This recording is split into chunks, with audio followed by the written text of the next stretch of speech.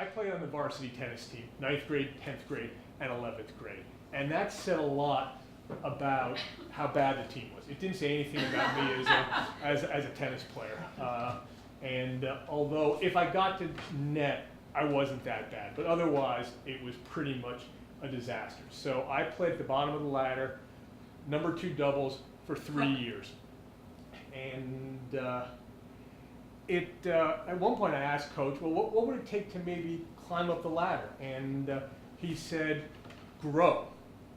And he didn't say that to be obnoxious. It was just the truth. I was small, and a larger wingspan really helps you on the tennis court. The saving grace was that I had a great partner each year.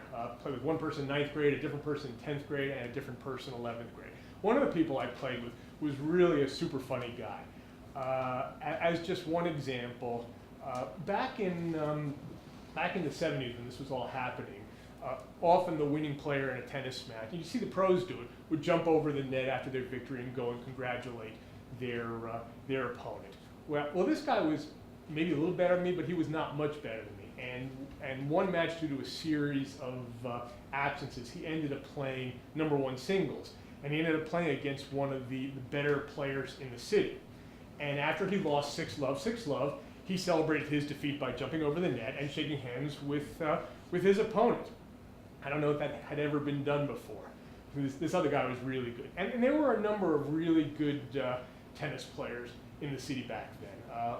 Flushing and Queens produced the Mayer brothers, who did very well on the pro tour. Gene, the older one, had 2 forehands, righty and lefty, no backhand. There was a guy who went to my school who was a few years ahead of me, and he didn't bother playing on the team. He made the pro tour and played in 11 Grand Slam events, played a number of double events, and he had the kind of, in addition to his ability, he had the kind of personality. So the story goes that in one match, he and his partner were getting beaten pretty badly, and his partner was despondent. And so this guy goes up to his partner, and he points to the stands and says, "You see those 2 ladies up there, 2 attractive women?" And his partner looks at him and says, "Yeah." He said, "Those are our dates tonight." And so this was in the middle of a US Open doubles match. And maybe less than a mile away in another school, there was a player who was pretty good himself.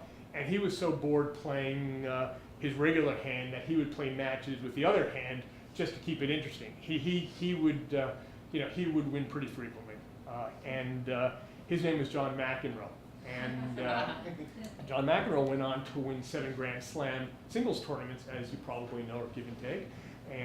But what's less known about McEnroe is that he was an amazing doubles player. He had 71 championships playing doubles to go with his 77 singles championships. And most of those championships he won with a guy named Peter Fleming. And in 1990, after really the great years, a reporter asked Fleming, who do you think was the best doubles team ever? Expecting Fleming to say, well, John McEnroe and I, or something to that effect.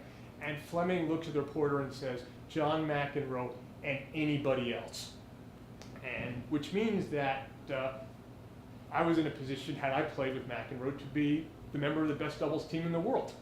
And so in 9th grade, my partner was a 10th grader. And as the only 9th grader on the team, I was subjected to, actually, let me put in some smiles for all language. I was the lucky beneficiary of some good-natured teasing. And it actually was all good-natured, and we had a good time with it. But one thing that did happen that I really didn't like was that after practice each day, I would throw a quarter into the vending machine and get a Pepsi. And I'd sit down at the table at the practice facility and enjoy my drink. And my partner, let's call him Joe, he would come out of the locker room, plant himself at the table with me, and basically demand a sip of my soda. Let me have some soda. And particularly at the beginning, what choice did I have but to comply? I was the 9th grader, he was the 10th grader, he was a bigger guy, and so I gave him some of my Pepsi. But after a while, I started to really bristle at this. See, I don't really like sharing. Some people don't like standing in lines. I don't like sharing. I didn't like sharing then. I don't like sharing now. Actually, I like sharing other people's food with me. And my wife says sharing with me is like sharing with a cobra. And So I started to object. But the problem is, the bigger my objections got, the larger his sips got. He would only take one sip, but they would get bigger and bigger. So one day I decided this had to stop. So after practice, I rushed out really quick out of the locker room. I got my Pepsi.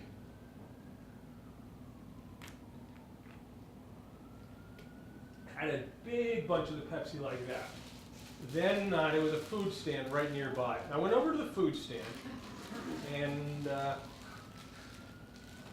I grabbed some salt. Put some salt into the drink, and then we all know, oh dear, we all know what goes with salt. Salt goes with pepper.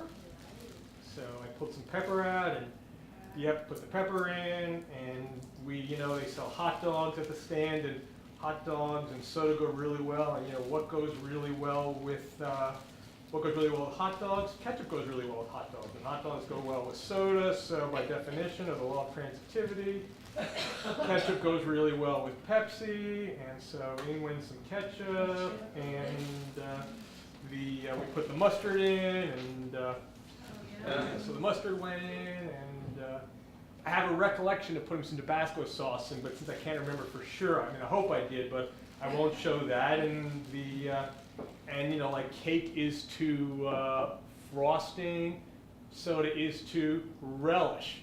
So in went the relish. I'm not going to put the relish in now. I wish that had been my thought process, but I'm just kind of making up what I wish I had said at the time. But this is what I did. And so Joe came out, and he sat down at the table where I was. He looked at me, and that's when I decided to take my stand. He said, "Give me some of your Pepsi." I said, "No." And so we escalated. He asked with greater intensity. I responded with greater intensity. Finally, I relented. He took as big a swig of the Pepsi that he'd ever taken. And when he figured out what had happened, he had swallowed. He looked at me. He smiled. He extended his hand and said, "You got me. Well done." And so what do you think happened the next day? I sat down with my Pepsi. He came out of the locker room, sat down at the table. He looked at me and said, "Give me some of your Pepsi." And he was smiling. So I handed him my Pepsi. He took a sip. I got it back. I finished the rest of it. And that's what happened every day for the rest of the season. Aww.